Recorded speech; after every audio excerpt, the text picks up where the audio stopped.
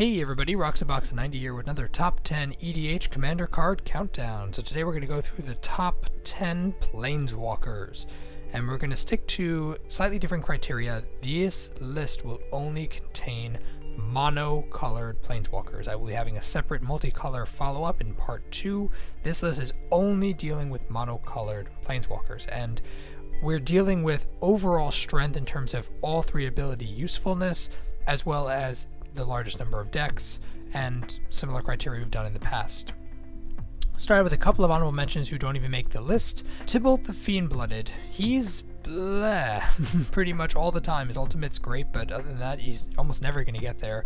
And I don't like the force to discard at random, even though he has slight card advantage.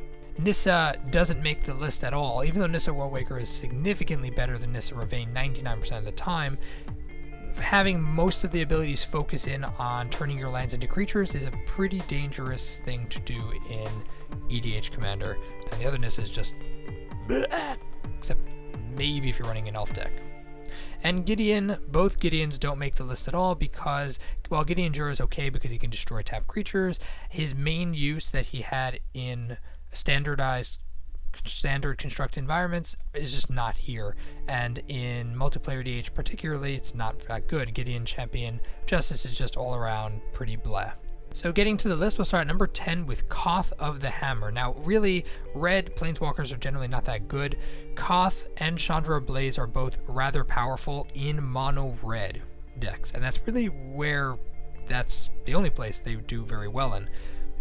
But they both have very strong abilities. Chandra Blaze being able to reset hands and being able to do massive damage, and then reset your hands pretty good. And Koth the Hammer, of course, gives you ramp advantage and gives you an emblem that you can actually get to, and it also is pretty useful long term. Chandra the Firebrand, I would say, is the strongest in terms of fitting into any kind of deck. Her -2 is very powerful, but her other abilities, meh.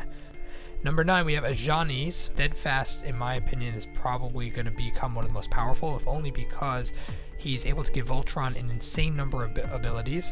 His -2 is actually useful now that Planeswalkers are really widespread in Commander. You'll see Planeswalkers all the time, and if you build a deck with him, having even 3-4 Planeswalkers, he can get out of hand really fast, and his -7 is incredible. And also, he's very splashable, 3 and a white.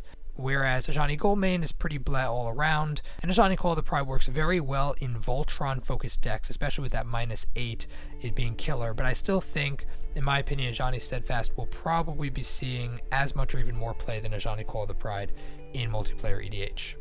Number 8, we have the Jaces, and they all are okay. They all have their strengths and weaknesses.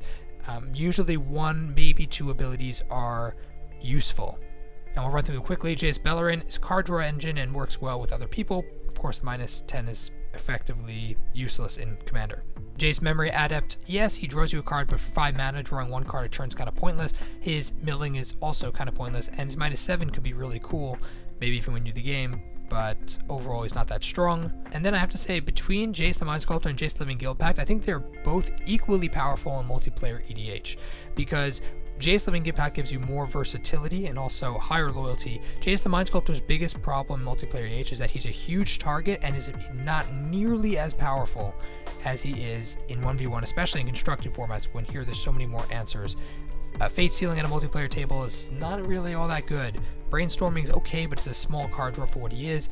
Unsummon is an okay ability, but being able to unsummon any non-land permanent I think is generally more useful, and his -12 is insane, but you're almost never going to get there because he has such a target of hate. And so while he's technically maybe a little stronger than Jace the Living Guild Pact, he's going to draw a lot more hate. So between the two of them, I like Jace the Living Guild Pact more. Then we have number 7, Tezzeret the Seeker. He is really strong, not just in artifact decks. Most decks run lots of different artifact things. We have all kinds of artifacts that are rampers. Untapping is pretty insane. Being able to search for any artifact, think about the number of artifacts that almost every deck runs to some extent or another. Insane. His -5, yeah, okay, it's not going to be used outside of artifact-focused decks, but still, having 2 really solid abilities, he's fantastic. 6, we have Tamiyo the Moon Sage. I think she's the strongest blue Planeswalker. Being able to tap down a permanent just for 1 full turn is really, really strong, and also is political. It doesn't really damage the player long term, and works magic with other players at the table as well. Very political. -2 being able to draw potentially tons of cards. This commander multiplayer almost always going to be able to draw a bunch of cards, and -8, well, you should be winning. Overall, she's really powerful in the commander format, and I think she's the best one in blue. Number 5, we have a tie, in my opinion, between Liliana of the Dark Realms and Liliana Vess.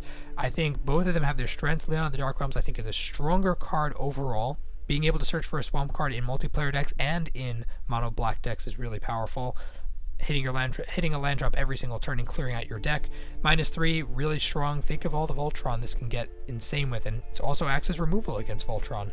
And -6, even in a multicolor deck, is crazy. Liliana Vess, though, her +1's not all to yell about, but she's a consistent, usually 2-time tutor, which is no joke in a format that relies on tutors. And her -8's pretty sick, too. So I'd say it's a tie between the two of them. Number 4, we have Sorin Markov. He is controversial, but awesome. Even though, he's 3 black, he is a balancer. He is black. Not only does he represent black as in a Planeswalker, all his abilities are very black.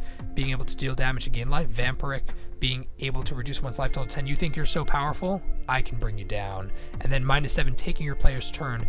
We just had Worst Fears printed. It's generally considered a black ability to mess around with someone's turn, and we've had it even from back in the day, long time ago. We had this being a black ability, and Sorin embodies it. Yes, he's controversial because he can bring any player's life total to 10, but I think as a check and balance card, there are plenty of decks that put themselves out of normal damage range, whether it's from life gain or just preventative measures, and he brings people down to earth. And given his awkward mana cost, I think he's fair, but a good card to allow in your meta, if only for balancing. But if you notice that nobody's running an insane decks to push people out, this card can create a lot of hate, and I do see that. But as a commanding Planeswalker, he is beast. Number 3, we have Garruk Primal Hunter. And yes, I'll catch you right there. The other Garruks are both good as well. Garruk Wildspeaker untapping lands is great, overrunning multiple times potentially in a game, really solid. Caller Beast is fantastic, especially in mono green, being able to drop creatures or check for creatures. Yes. But Garruk Primal Hunter, he's able to positively make a creature consistently, which is good. Being able to draw cards, which for green is always huge, especially in mono green, but in general, being able to have a really strong draw engine on a creature, fantastic. Even 5 just to kill him immediately, but draw a bunch of cards, fantastic. As -6 is also really strong. I would choose Primal Hunter most of the time of all 3, though I can see why people like Garruk Wildspeaker as well. Number 2, we have Elspeth Knight Errant, and she is awesome. Yes, she's really insane in other constructed formats, but in EDH Commander also, having 2 plus abilities, both plus abilities being both quite useful, one for Voltron and one for Token Rush, or even just building armies or protecting anything. Her -8, of course, is absolutely insane, but I think as a consistent drop, she'll see the most play in all decks. Terrell, now that we have Sun's Champion, Terrell will probably be replaced in most decks with Sun's Champion, if only because she clears the field for tokens, whereas Elspeth Terrell, the real reason to run her is to level the field, but it's also token focused. And I personally think that of the 3 of them, the most universal, the most powerful consistently is Elspeth Knight Errant. And number 1, Karn Liberated, the monocolor number 1, the single universal colorless Planeswalker. He is both really powerful, an answer to so many things, and because of that, he fits into a lot of problems that different decks have, whether it's decks that have trouble with players having huge hands, taking down, exiling cards from people's hands to stop their advantage, whether it's exiling any permanent, which is a really big deal. Especially he's so big that you can have him hit play at -3 and still be at 3. He's so strong for what he is, being able to straight up exile a permanent in this format where recursion is constant. That is huge. And of course, it's -14. Everyone will just, throw their decks at you and then leave the table. But it does effectively win you the game most of the time. He's a great answer, fits into any deck, just about any deck, and that's why he's our number 1.